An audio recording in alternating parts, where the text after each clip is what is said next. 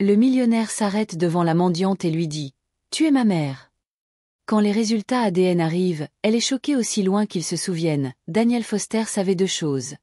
Il avait été adopté, et quelque part, il y avait une femme qui lui avait donné la vie, puis avait disparu.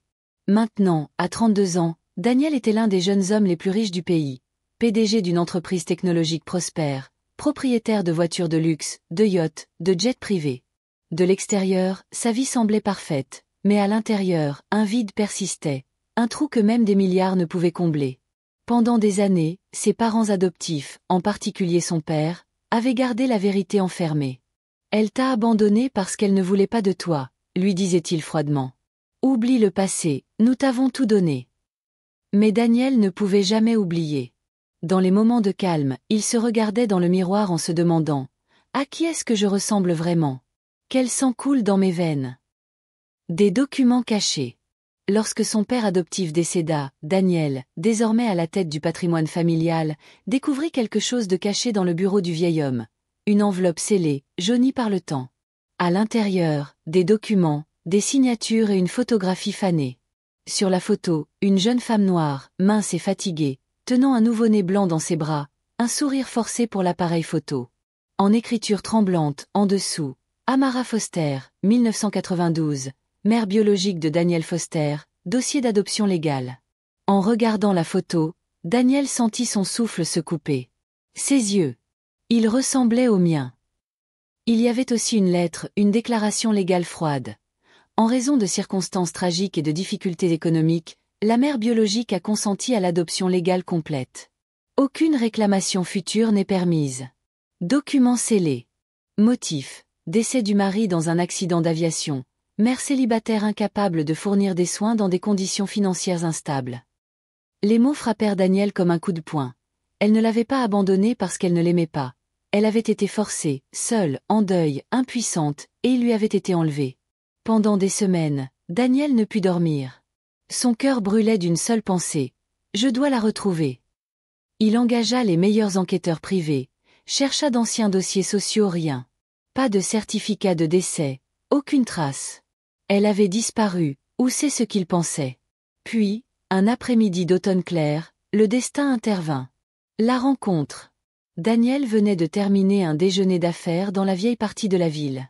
Au volant de sa supercar orange vif, il roulait lentement dans les rues étroites, perdu dans ses pensées. Son esprit revint à nouveau à la photo dans l'enveloppe. Ses yeux, son visage. « Où êtes-vous, mère ? Êtes-vous même en vie ?» Alors qu'il approchait d'une intersection animée, la circulation ralentit. Daniel jeta un coup d'œil sur le trottoir et alors, il la vit. Une femme noire âgée, mince, frêle, voûtée sous le poids d'un grand sac en tissu. Ses vêtements étaient déchirés, ses pieds étaient nus.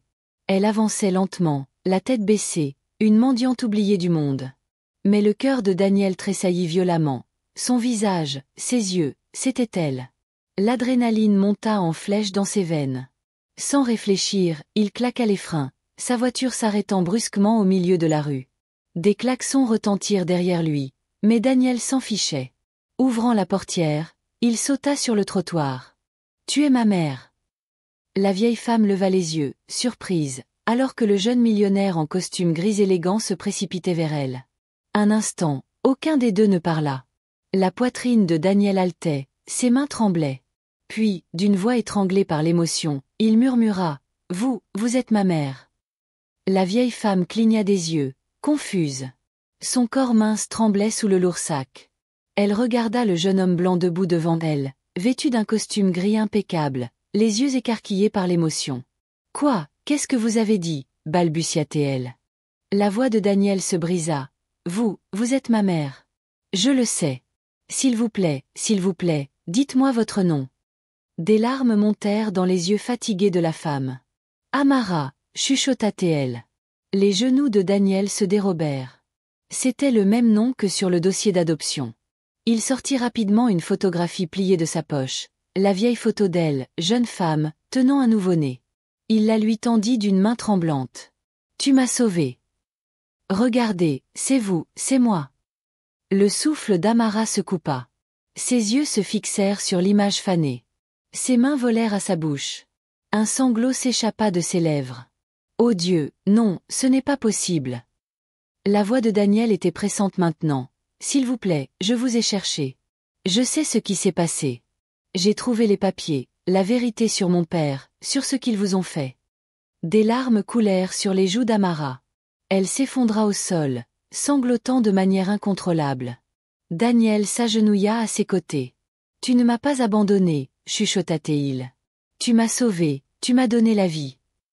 Les mains frêles d'Amara se levèrent pour lui encadrer le visage, l'incrédulité dans ses yeux. Ils m'ont dit que je ne te reverrai plus jamais, pleura-t-elle. Après la mort de ton père, je n'avais rien. Je ne pouvais même pas me nourrir, encore moins un bébé. Je n'avais pas le choix, sa voix se brisa.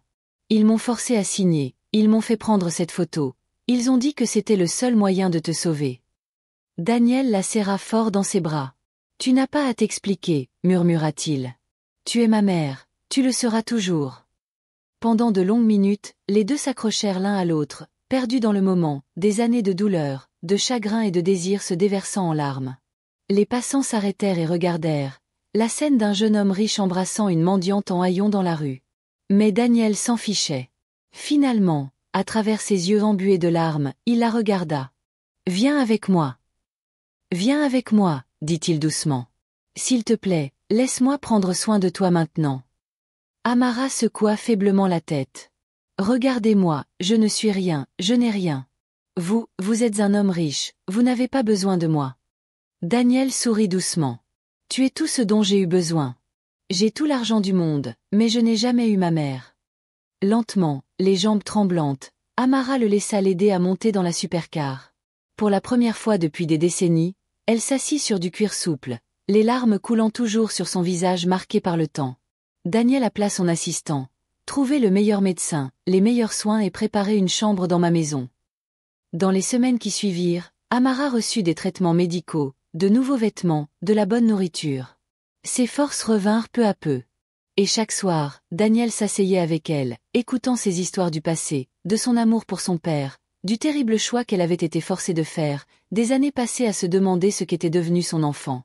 Un soir tranquille, alors qu'ils étaient assis près de la cheminée, Amara regarda son fils, maintenant fort, prospère et bon. « Je pensais t'avoir perdu pour toujours, » murmura-t-elle. « Je n'ai jamais pensé que tu me pardonnerais. » Daniel lui prit la main, la serrant doucement. « Il n'y a rien à pardonner, » dit-il doucement. « Tu m'as donné la vie, et maintenant je peux enfin te donner la vie que tu mérites. » Et ainsi, la femme autrefois forcée d'abandonner son enfant, la femme autrefois réduite à mendier dans les rues, vivait maintenant avec dignité et amour, sous les soins du fils qu'elle n'avait jamais cessé d'aimer.